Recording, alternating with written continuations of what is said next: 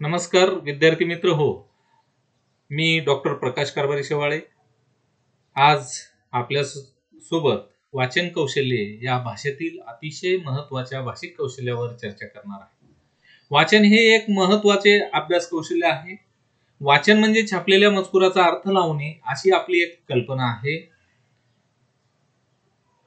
वाचनाची क्रिया दिसते तितकी साधी नसते. वाचन प्रक्रिया गुंतागुंतीची असते. आपण वाचतो तेव्हा आपणाला अक्षरांच्या आकारावरून अक्षरे कळतात.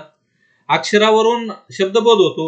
शब्दांचा अर्थ लावताना आपले पूर्वज्ञान, आपल्या कल्पना आणि हेतू यांच्या साहाय्याने मजकुराचे आकलन होते.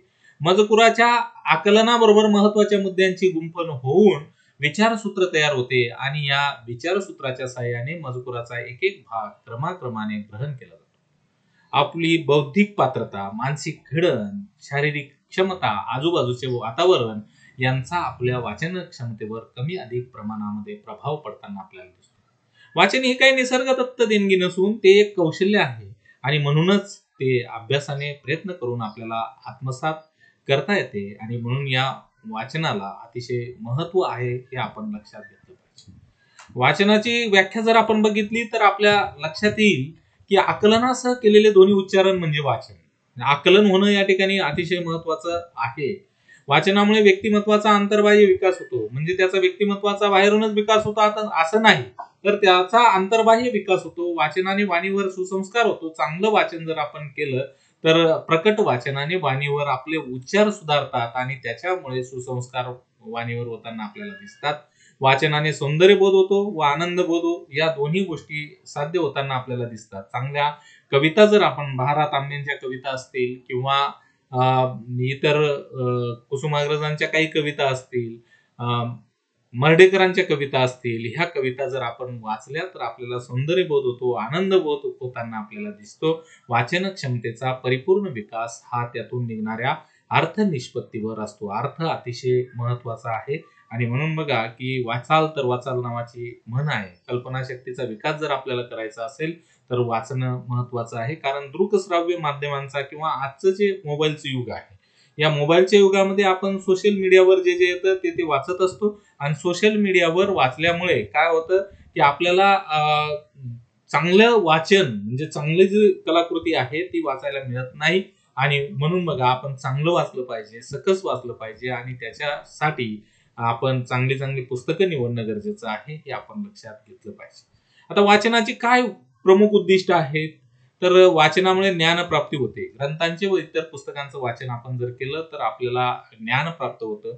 चरित्र ग्रंथ वाचले तर चरित्र ग्रंथामधून जी मोठी माणसं असतात ती कशी घडली, त्यांचं जीवन कसं होतं, जीवनामध्ये त्यांना किती आनंद अडचणी आल्या आणि ते एक एक पायरी कशी सर करत गेले हे कळतं. ज्ञान आपल्याला प्राप्त होतं. प्रवास वर्णन जर वाचलं जगामध्ये काय चाललेलं आहे, जगामध्ये प्रत्येक देशामध्ये कोणी लेखक गेल्यानंतर त्यांनी त्या देशांमध्ये कशी परिस्थिती आहे याचं वर्णन करणारी काही प्रवास वर्णनं लिहिलेली आहेत. त्याच्यामध्ये पु ल देशपांडे असतील, मीना प्रभू असतील, अशा अनेक लेखकांची नावं आपल्याला सांगता येतील आणि ही प्रवास वर्णनं किंवा चरित्र ग्रंथ किंवा इतर साहित्य जर आपण वाचलं तर आपल्याला त्याच्यातून ज्ञानप्राप्ती होते. दुसरी गोष्ट आनंद प्राप्ती. आनंद सगळ्यात महत्त्वाचा आहे आणि आनंद प्राप्ती हे जसं लेखकाने साहित्य लिहिण्यासाठीचं प्रयोजन आहे तसं वाचकाला सुद्धा आनंद प्राप्तीसाठी वाचन करणं महत्त्वाचं आहे. उत्तम साहित्याचं वाचन आनंद प्राप्तीसाठी लोक करत असतात. त्याच्यामध्ये कथा वाचतात, कादंबरी वाचतात, मन प्रसन्न होतं वाचन केल्यानंतर आणि म्हणून आनंद प्राप्ती हे सुद्धा एक वाचनाचं प्रमुख उद्दिष्ट असलेलं आपल्याला दिसून येतं. संस्कार. व्यक्तीच्या मनावर चांगले संस्कार वाचनातून होतात. लहान मुलांना जर आपण छोटी छोटी चरित्र ग्रंथ वाचायला दिली किंवा श्यामची आई सारखी पुस्तकं, साने गुरुजींची पुस्तकं, लहान मुलांसाठी लिहिणारे जे लेखक आहेत त्यांची चांगली पुस्तकं जर आपण वाचायला दिली तर लहानपणापासूनच या मुलांच्या मनावर चांगले संस्कार होतात आणि पुढे त्या ज्या व्यक्ती आहेत संस्कारशील व्यक्ती म्हणून नावाजतात हे आपल्याला चांगलं माहिती आहे. रसास्वाद घेण्यासाठी आपण वाचन करत असतो. कथा, काव्य, कादंबऱ्या, नाटके यातून रसग्रहण दृष्टी आपल्याला लाभते आणि आपण त्याचा रसास्वाद घेतो. बालकवींची कविता आपल्याला माहिती आहे. हिरवे हिरवे गार गालीचे, हरित तृणांच्या मखमालीचे, त्या सुंदर मखमालीवरती फुलराणी ही खेळत होती. कशी दृष्टी, रसग्रहणाची दृष्टी आपल्याला या कवितेमधून लागते. या कवितेमध्ये आपल्या पाचही इंद्रियांना अनुभूती देण्याचं सामर्थ्य बालकवींनी रेखाटलेलं आहे. हिरवे हिरवे म्हटल्यानंतर डोळ्यांना आपल्याला हिरवं दिसायला लागतं. गार गालीचे म्हटलं तर आपल्या तळव्यांना जो काही हिरवा गार गालिच्याचा स्पर्श आहे तो स्पर्श जाणवायला लागतो.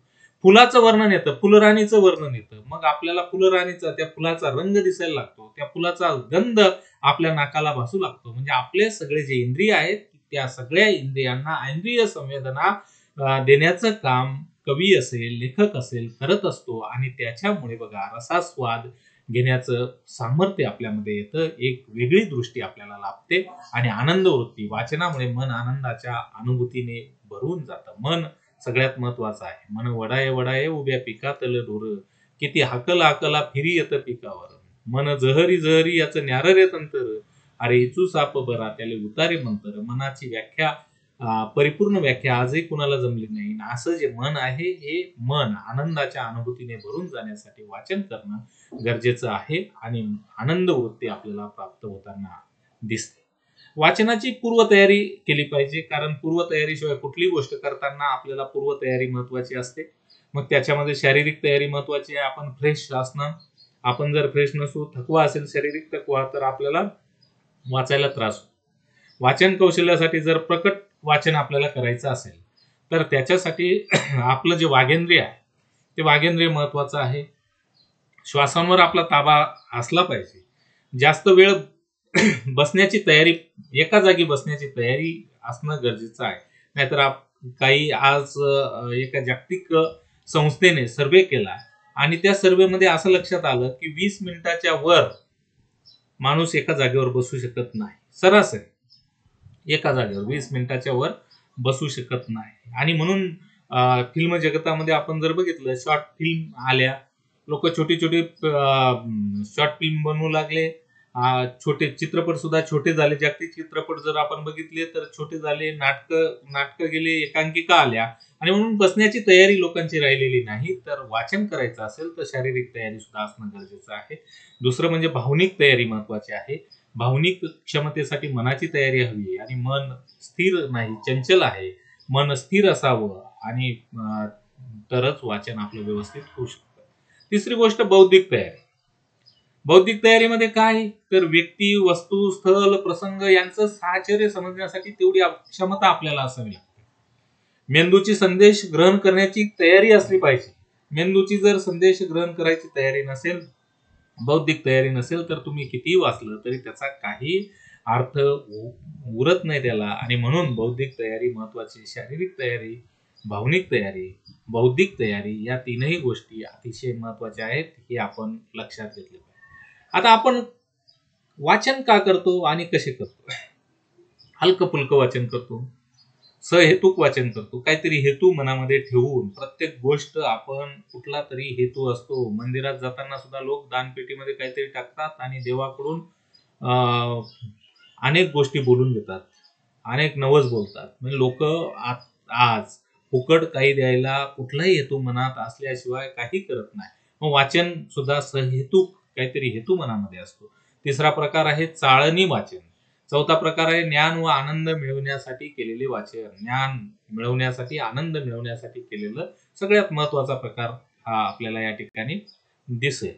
तर हलकं फुलकं वाचन म्हणजे काय? विरंगुळा म्हणून संध्याकाळी झोपताना 4 पानं वाचल्याशिवाय झोप येत नाही म्हणून केलेलं वाचन. करमणूक म्हणून केलेले वाचन. रिकामा वेळ, आता काहीच वेळ घालवायला जागाच नाही, घरामध्ये बसलेलो आहे, तर रिकामा वेळ घालवण्यासाठी पुस्तक वाचणं. हलकं फुलकं वाचतो आपण.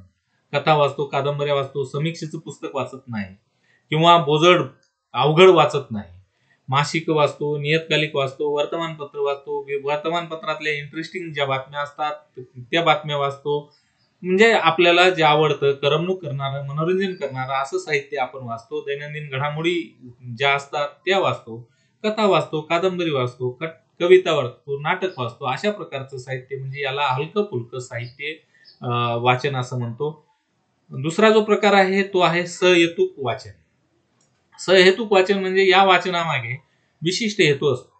नवीन ज्ञान मिळवण्यासाठी जाणीवपूर्वक केलेली कृती असते नाही, म्हणजे आपल्याला ज्ञान घेण्यासाठी वाचन करणं ही गोष्ट सगळ्यात महत्वाची आहे आणि जाणीवपूर्वक ते कृती केली पाहिजे. मनापासून वाचन केलं पाहिजे. नुसतं वाचायचं म्हणून वाचायचं नाही. पुस्तक धरून बसायचं त्यालाही काही अर्थ नाही. तर मनापासून त्याचं वाचन केलं पाहिजे. स्पर्धा परीक्षा देणारी जी मुलं असतात, ती मुलं 6-6, 7-7 वर्ष अभ्यास करतात. त्यांची बैठक असते. 20-20 तास ते बसतात. 18-18, 20-20 तास बसतात. तेव्हा त्यांना पुढे यश दिसतं. मोठ्या-मोठ्या पदांवर त्यांच्या नियुक्त्या होतात. म्हणजे सहेतुक वाचन त्यांचं चालू असतं. जगाचा इतिहास वाचतात, जगाचा भूगोल वाचतात, जगाचं सामाजिक शास्त्र वाचतात. त्यांना जग कळतं आणि मग ते या स्पर्धा परीक्षांमध्ये ते यशस्वी होतात, बहुश्रुत होतात आणि यशस्वी होतात. शालेय महाविद्यालयीन स्तरावर अभ्यासक्रम समजून घेण्यासाठी पुस्तकांचं वाचन करावं लागतं. हे सुद्धा सहेतुक वाचन आहे हे आपण लक्षात घेणं गरजेचं आहे. आणि नवीन माहिती मिळवण्यासाठी केलेलं वाचन. नवीन माहिती, नवं अपडेट व्हायचं असेल, कारण आज जगाच्या इतिहासामध्ये आपण जर विचार केला तर प्रत्येकाने अपडेट होणं गरजेचं आहे. जो आज अपडेट होणार नाही तो काळाच्या ओघात बाजूला पडेल आणि जो काळाबरोबर चालेल तोच टिकेल. म्हणून नवीन माहिती आपण मिळवणं गरजेचं आहे. नवीन ज्या गोष्टी येतात, चॅलेंजेस येतात, आव्हानं येतात, ती आव्हानं स्वीकारणं गरजेचं असतं. मग ही नवीन माहिती जर आपल्याला मिळवायची असेल तर त्याच्यासाठी वाचणं गरजेचं आहे, हे आपण लक्षात घेतलं पाहिजे. तर पुढचा जो मुद्दा आहे तो आहे चाळणी वाचन. चाळणी वाचनामध्ये संशोधनाच्या क्षेत्रात संदर्भ किंवा माहिती मिळवण्यासाठी या वाचनाची उपयुक्तता असते. संदर्भ किंवा माहिती मिळवण्यासाठी या वाचनाची अतिशय महत्वाचं वाचन आहे. आपल्या मनाला आवडणारं वाचन म्हणजे चाळणी वाचन. आपला कल संशोधनाचा एका दिशेने जातो, कारण का आपल्याला ती गोष्ट आवडते, त्याच्यामध्ये आपण संशोधन करतो. त्या संशोधनातली अनेक पुस्तकं वाचतो, त्याला चाळणी वाचन असं म्हटलं जातं. अनेक पुस्तकांमधून आपल्याला आवडणारं पुस्तक, आपण जर ग्रंथालयात गेलो, पुस्तकाच्या दुकानात गेलो तर शोधत शोधत आपल्याला आवडणाऱ्या पुस्तकाजवळ जाऊन उभं राहतो, ते पुस्तक घेतो. ते पुस्तक घेतल्यानंतर आशय बघतो, विषय बघतो, नजर फिरवतो त्याच्यावर आणि मग ते पुस्तक खरेदी करतो. त्याच्याशिवाय खरेदी करत नाही. पुस्तकं घ्यायची, बघू याच्यात काय असेल असं नाही. तर पूर्ण त्या पुस्तकाचा अभ्यास केल्याशिवाय आपण ते पुस्तकं घेत नाही. एखाद्या पुस्तकातून आवडलेला भाग शोधतो आणि वाचतो. म्हणजे एखाद्या पुस्तकामध्ये आपल्याला 2च पानं महत्वाची वाटत असतील तरी आपण ते अख्खं पुस्तक शोधतो, आणतो, ती 2 पानं वाचतो, त्याच्यातले संदर्भ शोधतो, त्या संदर्भांचा आधार घेतो. म्हणजे बघा की अशा प्रकारे चाळणी वाचनामध्ये त्याला महत्व आहे. आपल्याला जे पुस्तक पाहिजे ते आपण मिळवणं, ते वाचणं आणि माहिती मिळवणं हे या ठिकाणी अभिप्रेत आहे. आता पुढचा जो प्रकार आहे ज्ञान व आनंद मिळवण्यासाठी केलेलं वाचन. ज्ञानासाठी केलेलं वाचन. वाचनाचा हा सर्वश्रेष्ठ असा प्रकार आहे. वाचनाचा हा सर्वश्रेष्ठ प्रकार आहे आणि नवज्ञान मिळावं या हेतूने हे वाचन केलं जातं. भाषेवर प्रभुत्व मिळवण्यासाठी वाचन. कारण खूप तुम्ही जर वाचन केलं, साहित्याचं वाचन केलं तर तुमची जी भाषा आहे ती भाषा प्रगल्भ होत जाते. भाषेवर प्रभुत्व मिळतं. तुम्ही बहुश्रुत होत जातात. काही लेखकांची पुस्तकं आनंद देणारी असल्यामुळे ते आपण नकळत ती पुस्तकं मागवतो, ती वाचतो. काही लेखकांच्या पुस्तकांमध्ये साहित्यातून जीवनाचं दर्शन घडतं. म्हणजे आपण भारत फिरलो नाही. पण जेव्हा काही लेखकांची पुस्तकं आपण वाचतो, तेव्हा पूर्ण भारताचं दर्शन आपल्याला या ठिकाणी झाल्याशिवाय राहत नाही किंवा जगाचं दर्शन झाल्याशिवाय राहत नाही. ज्ञान आनंद मिळवण्यासाठी केलेलं जे वाचन आहे, ते वाचन सगळ्यात महत्वाचा हा सर्वश्रेष्ठ असा वाचनाचा प्रकार आहे. याच्यातून नवज्ञान तर मिळतंच, भाषेवर प्रभुत्व निर्माण होतं आणि आपल्याला आपल्या मनाला आनंद मिळतो. जीवनदर्शन, बहुश्रुतता या सगळ्या गोष्टी या ज्ञानातून आपल्याला मिळताना दिसतात. तर बघा की याच्यानंतर वाचनाचे जे प्रकार आहेत ते प्रकार महत्वाचे आहेत. पहिला प्रकार आहे प्रकट वाचन. प्रकट वाचन म्हणजे काय, तर अक्षर ध्वनींच्या मोठ्या आवाजातील उच्चारणाला प्रकट वाचन असं म्हणतात. दुसरा प्रकार आहे मूक वाचन. लिखित अथवा मुद्रित अक्षर रूप डोळ्याने वाचून मेंदूने अर्थ ग्रहण करणे, त्याला मूक वाचन असं म्हटलं जातं. मूक वाचनाचे काही प्रकार आहेत. त्याच्यामध्ये संदर्भ वाचन आहे. संदर्भ पुस्तकांचे वाचन करणे त्याला संदर्भ वाचन म्हणतात. सखोल वाचन, एखाद्या ग्रंथाचं परिपूर्ण वाचन करणे. संदर्भ वाचन म्हणजे नुसतं संदर्भ ज्या ठिकाणी असेल तेवढाच त्याचा अभ्यास करायचा. सखोल वाचन म्हणजे पूर्ण पुस्तक ते वाचणे. त्याच्यानंतर विस्तृत वाचन म्हणजे काव्य, नाटक, मासिके यांचं विस्तृत वाचन करणं, जिथे जिथे संदर्भ आले असतील त्याचं. आणि गती वाचन, पुढचा जो प्रकार आहे गती वाचन, योग्य गतीने वाचन करण्यास केलं जातं त्याला गती वाचन असं म्हटलं जातं. त्याच्यानंतर तिसरा जो प्रकार आहे तो आहे सामूहिक वाचन. शाळा महाविद्यालयामध्ये तसेच धार्मिक कार्यक्रमांमध्ये सामूहिक वाचन केले जाते. उदाहरणार्थ ज्ञानेश्वरी पारायण असतं, तिथं 11 जोडपी किंवा 101 जोडपी बसलेले असतात, ज्ञानेश्वरी वाचत असतात. शाळेत सुद्धा कविता एकत्रितरित्या गाऊन दाखवली जाते. मुलांना म्हणायला लावलं जातं, पुस्तक वाचायला लावलं जातं. हे सामूहिक वाचन असतं. मोठ्या मोठ्या कार्यक्रमांमध्ये जी गीतं म्हटली जातात ती गीतं सामूहिक गीतं आपल्याला दिसतात. म्हणजे सामूहिक वाचन जे आहे ते वाचन धार्मिक कार्यक्रमांमध्ये किंवा शाळा महाविद्यालयांमध्ये केलं जातं हे आपण या ठिकाणी लक्षात घेतलं पाहिजे.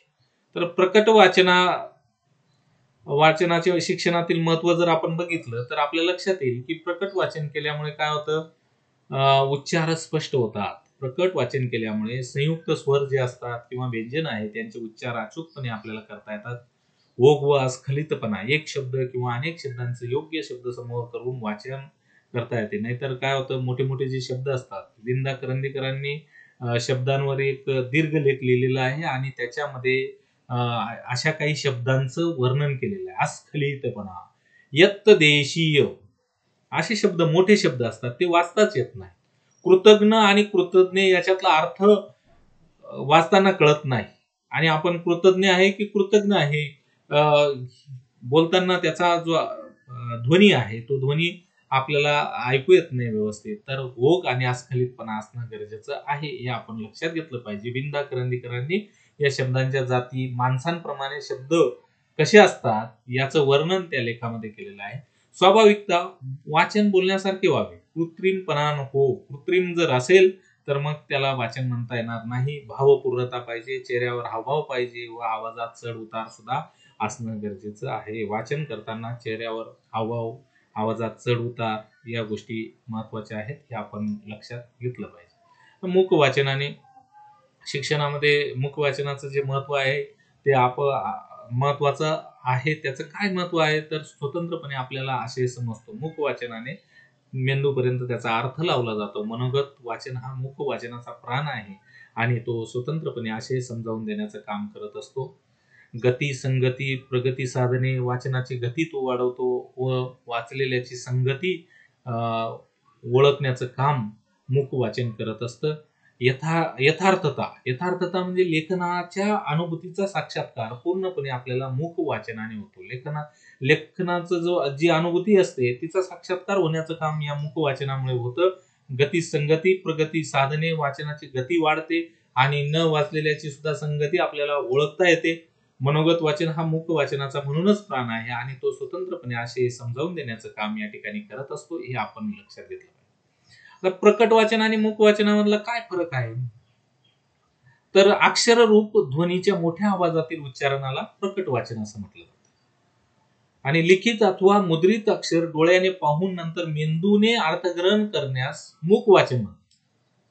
हा दोघांमधला फरक आहे.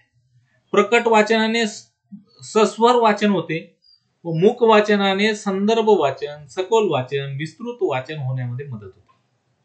प्रकट वाचनाने शिक्षणात उच्चार स्पष्टता, ओघवतेपणा, अस्खलितपणा, स्वाभाविकता, भावपूर्णता साधता येते व मूक वाचनाने शिक्षणात स्वतंत्रपणे आशय समजावून देणे, गती, संगती, प्रगती साधने, यथार्थता इत्यादी गुण येताना आपल्याला दिसतात. प्रकट वाचनामध्ये भाव विचारांचं प्रकटीकरण होतं.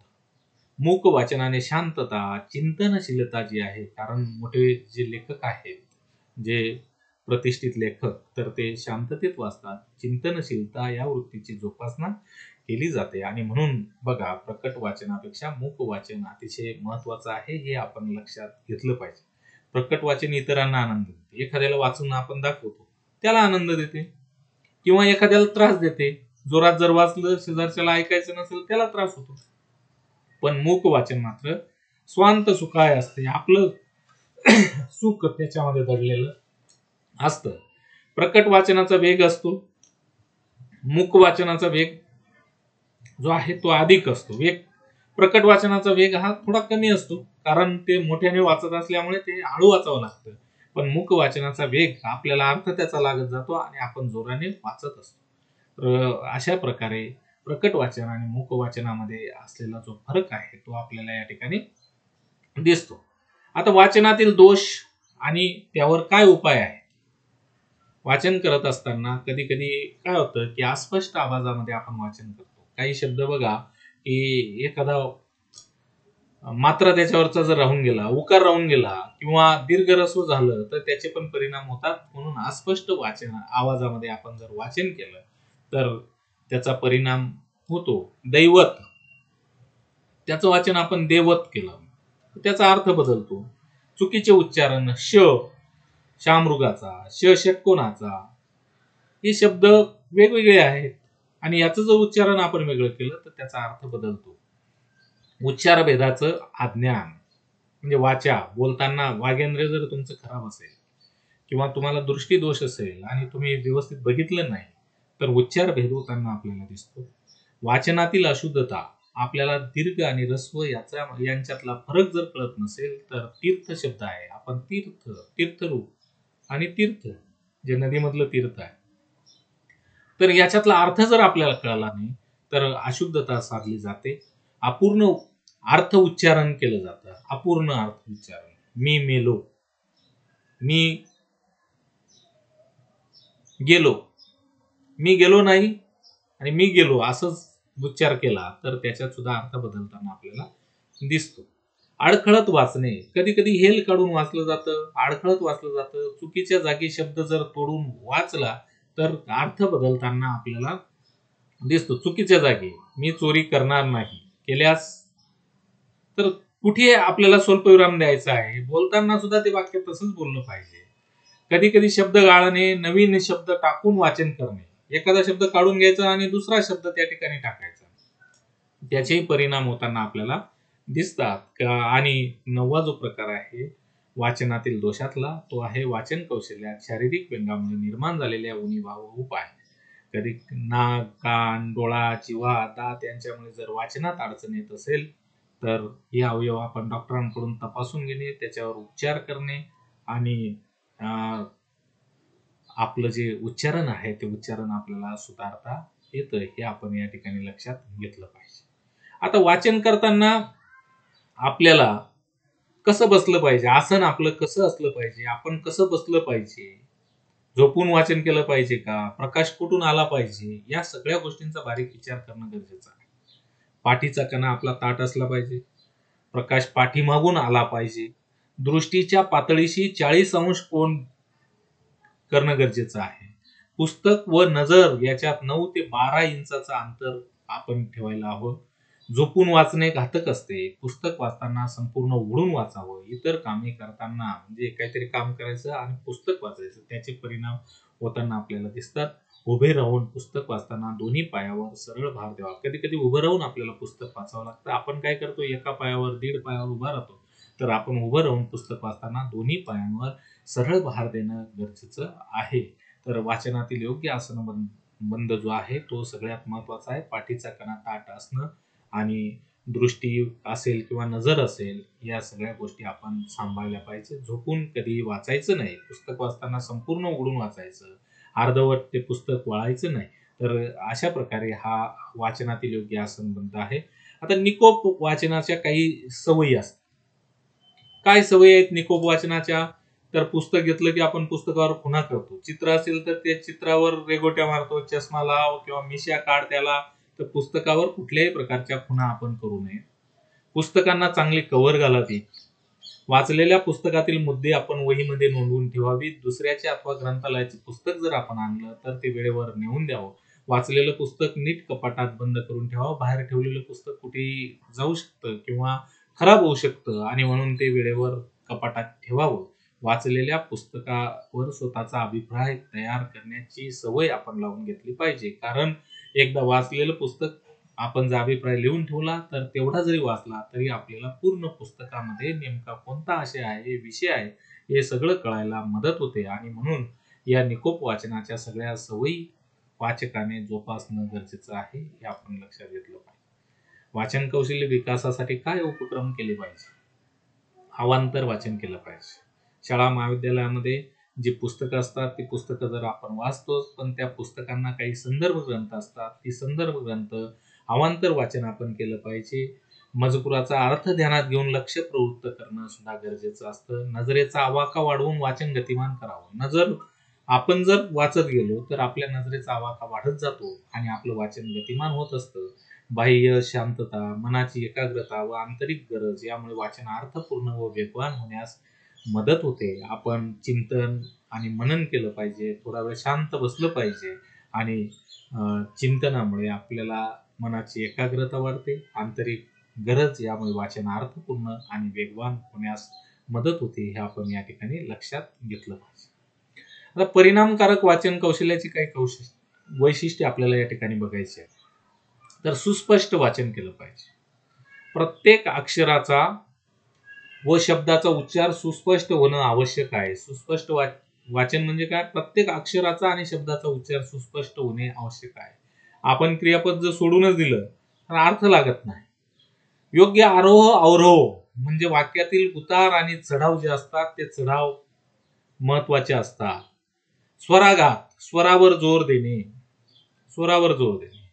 कारण ज्या स्वरावर तुम्ही जोर देता, ज्या शब्दावर जोर देता आहात त्या शब्दावर जोर दिल्याने पूर्ण वाक्याचा अर्थ बदलतो. मी काल पुण्याला गेलो होतो. ज्या शब्दावर आपण जोर देऊ वाक्याचा पूर्ण अर्थ बदलेल. मी काल पुण्याला गेलो होतो. मी गेलो होतो, दुसरा कोणी नाही. मी काल पुण्याला गेलो होतो. परवा नाही, उद्या जाणार नाही. काल पुण्याला गेलो होतो, आज गेलो नाही. मी काल पुण्याला गेलो होतो, मुंबईला गेलो नाही किंवा इतर शहरामध्ये गेलो नाही.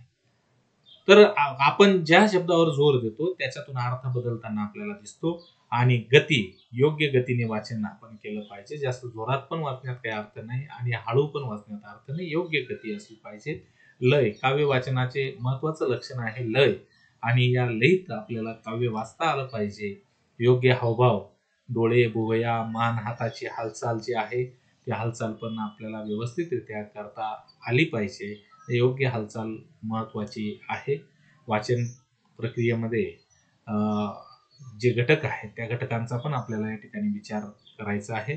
तर त्याच्यामध्ये शब्दबोध होणं गरजेचं आहे. दुसरी गोष्ट वाचनाची दिशा. काय वाचलं पाहिजे? चांगल्या पुस्तकांची नावं आपण शोधली पाहिजे. चांगल्या पुस्तकं कोणती आहेत हे शिक्षकांना विचारलं पाहिजे. वाचनाची दिशा त्यातून उलगडत जाते. पुनर्दृष्टिक्षेप जो आहे तो पण महत्वाचा आहे. दृष्टीचा आवाका वाढवला पाहिजे. शब्दोच्चारण, मोठे शब्द असतात, जोड शब्द असतात, ते शब्द आपल्याला चांगले उच्चारता आले पाहिजे. त्या शब्दांचं आकलन झालं पाहिजे आणि जे वाचतो त्याचं सुद्धा पूर्णपणे आकलन झालं पाहिजे, आस्वादन झालं पाहिजे आणि आपले शब्दसंग्रह वाढले पाहिजे. वाचन प्रक्रियेतील हे सगळे महत्वाचे जे घटक आहेत त्या घटकांचा विचार या ठिकाणी करणं गरजेचं आहे. वाचनामुळे काय होतं? कोणते फायदे आपल्याला मिळतात? तर बहुश्रुतता वाढते. आपण अनेक लोकांमध्ये डिबेटिंग करण्यासाठी, वादसंवादासाठी पुढे येतो. अनेक लोकांमध्ये वादसंवाद करू शकतो. ते कौशल्य आपल्याला लाभतं. का लाभतं? तर वाचनाने आपल्याला माहिती मिळते, आनंद प्राप्ती मिळते आणि त्याच्याबरोबर बहुश्रुतता आपली वाढते. आपल्याला जिज्ञासावृत्ती आपली होते. सगळ्या गोष्टी आपल्याला कळतात. आपला भाषाकोश, शब्दसंग्रह जो आहे तो शब्दसंग्रह समृद्ध होतो. आपल्याला समानार्थी शब्द कळायला लागतात, विरुद्धार्थी शब्द कळायला लागतात. कोणत्या वेळेला कोणता शब्द आपण आपल्या मनपटलातून बाहेर काढायचा हे आपल्याला कळतं आणि कशी भाषा वापरायची हे आपल्याला कळत जातं. शब्दांचे विविध प्रकारचे उपयोग कळायला लागतात. कल्पनाशक्तीचा विकास होतो. संस्कृती आणि परंपरा ज्या आहेत त्या परंपरांची पण ओळख होते. म्हणजे आपण अमेरिकेमध्ये काय चाललेलं आहे हे जर प्रवास वर्णनामध्ये वाचलं तर आपल्याला तिथल्या संस्कृतीची माहिती होते, तिथल्या परंपरांची माहिती होते, कल्पनाशक्तीचा विकास होतो, शब्दांचे उपयोग आपल्याला कळायला लागतात. तर अशा प्रकारे वाचनाचे असंख्य फायदे आहेत आणि ते वाचन केल्यानंतरच आपल्याला कळायला लागतात. तर अध्ययनासाठी ज्या वेळेला आपण वाचन करतो त्यावेळेला काही गोष्टी आपण लक्षात घेतल्या पाहिजे. तर त्याच्यामध्ये काय तर सर्वेक्षण आपल्याला करता आलं पाहिजे. प्रश्न निश्चिती पाहिजे. कारण आपल्याला वर्षाच्या शेवटी परीक्षा द्यायची असते आणि त्या परीक्षेसाठी कोणते प्रश्न येतील तर त्याची निश्चिती आपल्याला करता आली पाहिजे. वाचन विचार झाला पाहिजे. घटकांचं पुनर्वाचन करता आलं पाहिजे. मनन आणि उजळणी या सगळ्या गोष्टी अतिशय महत्वाच्या आहेत. वाचन प्रक्रियेमध्ये या गोष्टींचा विचार करणं महत्त्वाचं आहे. अध्ययनासाठी जेव्हा आपण वाचन करतो तेव्हा या लक्षात ठेवणं गरजेचं आहे. वाचन हे कौशल्यच अतिशय महत्त्वाचं कौशल्य आहे, भाषिक कौशल्य आहे आणि वाचनाने माणूस बहुश्रुत होत जातो. त्याची जिज्ञासा पूर्ती होते. भाषा शब्दसंग्रह त्याचा वाढतो.